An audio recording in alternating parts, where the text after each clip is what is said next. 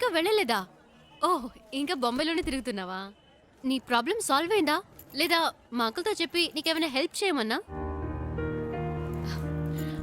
Purchase మొత్తం అందరూ పైనే ఉన్నారు. సడన్ గా తీసుకొచ్చారు. అది తీసుకో ఇది తీసుకొని ఒకటే గొడవ, ప్రాణం తీసేస్తున్నారు. నువ్వు ఇంట్లోనే చూసావు కదా ఎలా నెత్తి మీద పెట్టుకున్నారో. ఇలా చెప్పా పెట్టకుండా తీసుకొచ్చేసి అది కావాలా ఇది కావాలని అడిగితే మనకే ఇబ్బందిగా ఉంటుంది కదా. అందుకే కిందకు వచ్చేసాను. నైస్ కార్ యునో, చిన్న జర్క్ కూడా లేదు. రియల్లీ. కొనేటప్పుడేమో 100 1000 చెప్తారు, అమ్మేటప్పుడు పావలాకి 10 పైసలకి అడుగుతారు. నీ గాజులు అమ్మితే ఇదే వచ్చింది అమ్మా. అది ఉంచుకోండి, అది మీకే. మనకి మంచి లైఫ్ స్టార్ట్ అయింది. గేట్ దగ్గర నుంచున్నాడు. ఎందుకు పాతవని చేతికున్న గాజులు తీసిచ్చాను. అవమ్మేసి నాకే తెచ్చిస్తున్నాడు. ఎంటీ అమ్మా నువ్వు. బస్కి ట్రైన్కి కూడా డబ్బులు లేవు, ఈ గాజులు అమ్మి పెట్టండి అని అడిగినావు. నీ డబ్బు నాకు ఎందుకు అమ్మా? ఇదిగో కష్టపడి సంపాదించిన డబ్బే నిలబట్టము లేదు.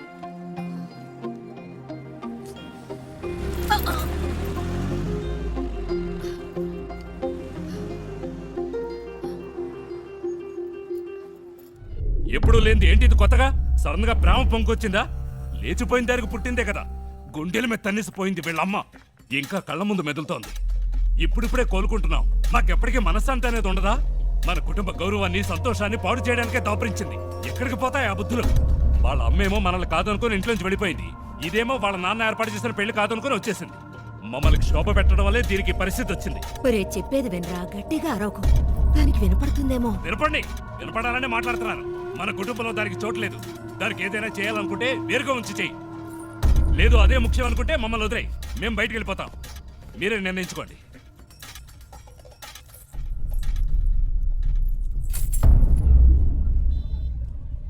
ఆ ఇంట్లోంచి బయటికి పంపించారు. వాళ్ళకి నచ్చలేదు. అమ్మ గురించి తప్పుగా మాట్లాడారు. అందుకే నేను అక్కడ ఉండలేకపోయాను, వచ్చేసాను. అమ్మ చెప్పింది తాతగారి పేరు మీద బాంబేలో రోడ్డే ఉందని. కానీ ఇప్పుడు రోడ్డు మీద వచ్చి నుంచునే పరిస్థితి వస్తుంది అనుకోలేదు. 3 రోజులు నా కోసం కష్టపడి తీసుకొచ్చా. ఇవన్నీ నీకు తెలియడం ఎందుకని నేను మెయింటైన్ చేశాను. అంతలో ఆ ముసలోడు వచ్చి మొత్తం చెడగొట్టేశాడు.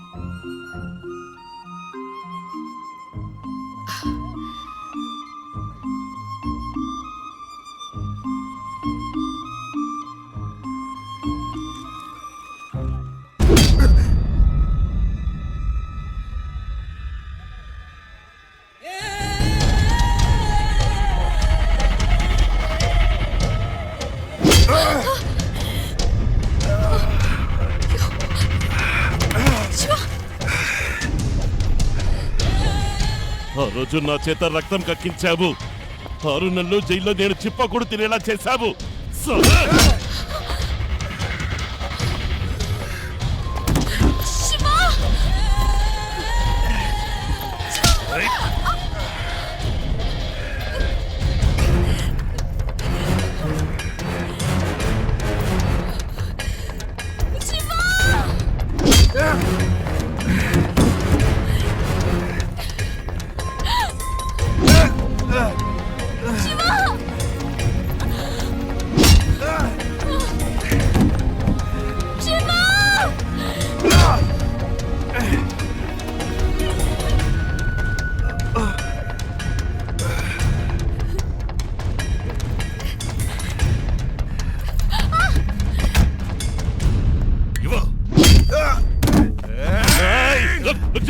దీనికి నీకు ఏ సంబంధము లేదు. వీడు నా శత్రువు. నీకు కావాల్సింది అమ్మాయి కదా, తీసుకువెళ్ళు.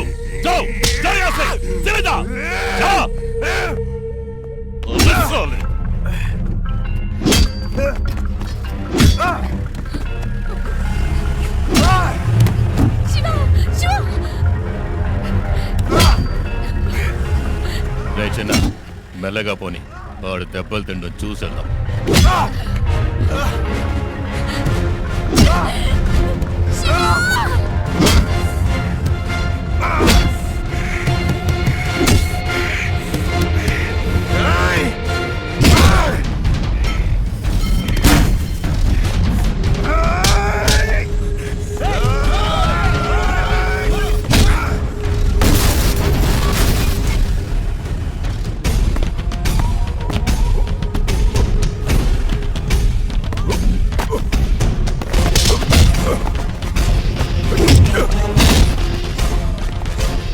రేయ్, త్వరగా పోనీ.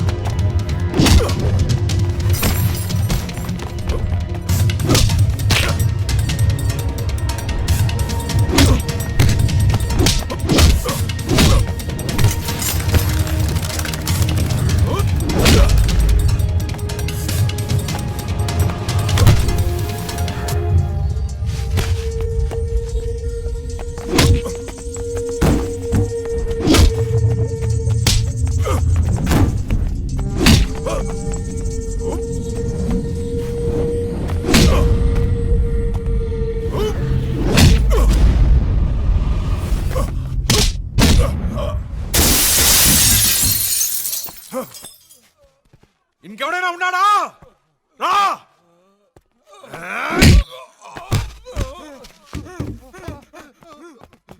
ఇంకోసారి ఈ అమ్మాయి కోసం నా కోసం వస్తే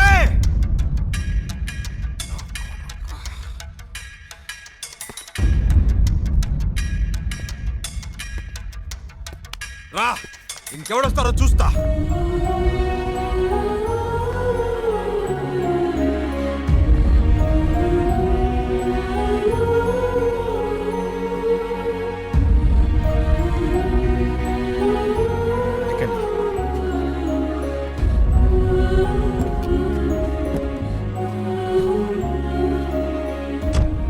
ఇంకెవడు రాడు, భయపడకండి, నేను చూసుకుంటా.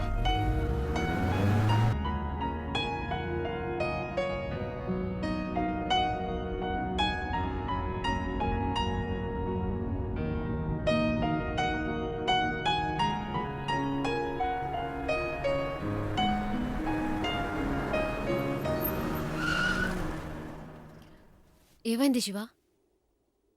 అటు చూడండి.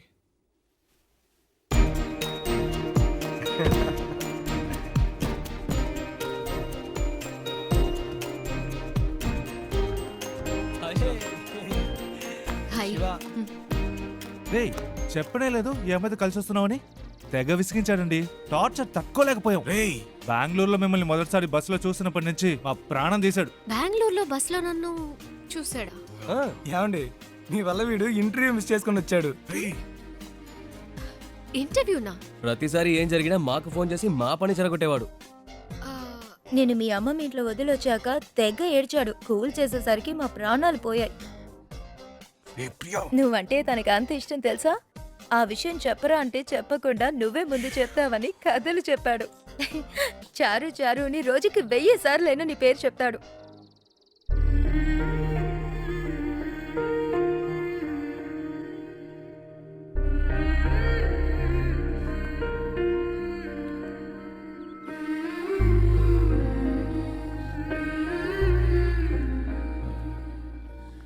అది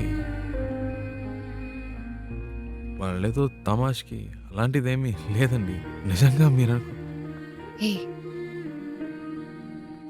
ఇంకా ఎందుకు దాస్తావు?